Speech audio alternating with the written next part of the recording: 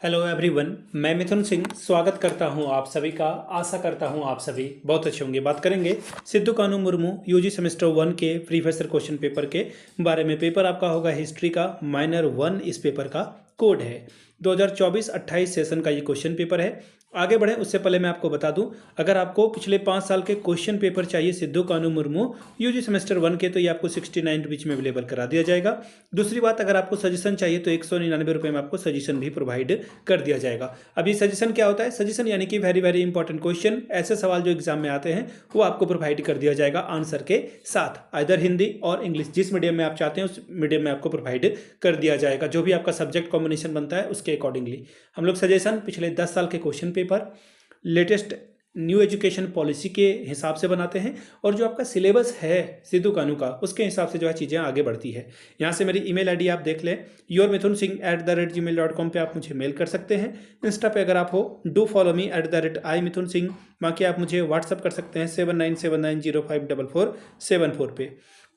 चलिए आगे बढ़ते हैं और देखते हैं किस तरह का पेपर जो है यहाँ पर पूछा गया था माइनर 1 में। ये रहा आपका पेपर। यहाँ से आप देख पाएंगे UG sem 1 examination 2024 new education policy के अंतर्गत 24-28 सेशन का माइनर 1 का ये हिस्ट्री है। 75 नंबर का पेपर होगा, 30 नंबर लाना अनिवार्य है। 3 घंटे का वक्त आपको मिलता है। ठीक है जी। अब यहाँ से देखिए ग्रुप ए क्या है, कंपलसरी है, यानी कि हर एक सवाल को आपको बनाना होगा। ठीक, अब देखिए छोटे छोटे आंसर आपको करने हैं और एक एक नंबर का सवाल है। पहला सवाल, which Harappan site shows evidence of a fire altars, यानी कि अग्निकुंड के अवशेष किस हड़प्पाई स्थल से आपको प्राप्त होते हुए दिखते हैं, नाम लिखना है आपको। अगला है, where did Gautam Buddha deliver his first sermon, यानी कि गौतम बुद्ध ने अपना पहला उपदेश कहाँ दिया था? सारनाथ में दिया था। तीसरा है, हु रोट इंडिका, इंडिका किसने लिखी है? तो मेगास्थनीज ने लिखी है। सिंपल सिंपल सवाल है। ठीक है। Question number D, which script has been used in most of Ashokan edict, यानी कि अशोक के अधिकांश शिलालेख में किस लिपि का अधिकांश में प्रयोग किया गया है, बताइए। पांचवा सवाल, name any 2 rulers of a Kushan empire, यानी कुशान साम्राज्य के 2 शासकों का नाम लिख करके बताइए। अब शॉर्ट टाइप के सवाल हैं 5-5 नंबर वाले। Throw light on the religious life during the later Vedic period, उत्तर वैदिक काल में धार्मिक जीवन पर प्रकाश डालिए, 5 नंबर मिलेगा।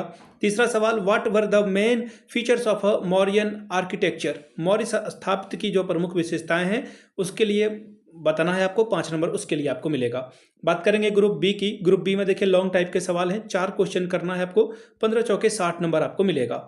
पहला सवाल, throw light on the main characteristics of Indus valley civilisation, Sindhu घाटी सभ्यता के प्रमुख विशेषताओं पर प्रकाश डालिए।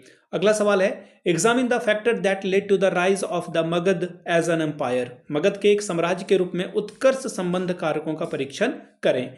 अगला सवाल देखिए क्या है, evaluate the Chandragupta Maurya as an administrator, एक प्रकाशक के रूप में चंद्रगुप्त मौर्य के मूल्यांकन को बताइए।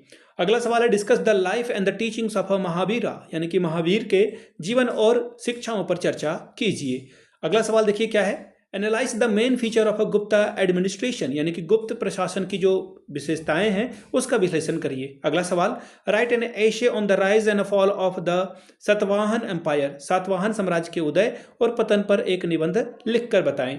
क्वेश्चन अगला क्या है, examine the role of Chandragupta one in the establishment of a Gupta empire, Gupta साम्राज्य की स्थापना में चंद्रगुप्त प्रथम की भूमिका का परीक्षण कीजिए। तो ये था आपका पेपर 2024-28 सेशन का। एग्जाम आपका 2025 में हुआ था, ये ध्यान में रखिएगा आप लोग। पिछले 5 साल के जितने भी क्वेश्चन पेपर हैं वो 69 में और 199 में आपको सजेशन प्रोवाइड कर दिया जाएगा। यहाँ से मेरी ईमेल आईडी आप देख लें, yourmithunsingh@gmail.com पे आप मुझे मेल कर सकते हैं। इंस्टा पे अगर आप हो डू फॉलो मी @imithunsingh, बाकी आप मुझे व्हाट्सअप कर सकते हैं 7979054474 पे। वीडियो को आपने यहाँ तक देखा, प्यार दिया, इसके लिए आप सभी का बहुत बहुत शुक्रिया। Have a good day.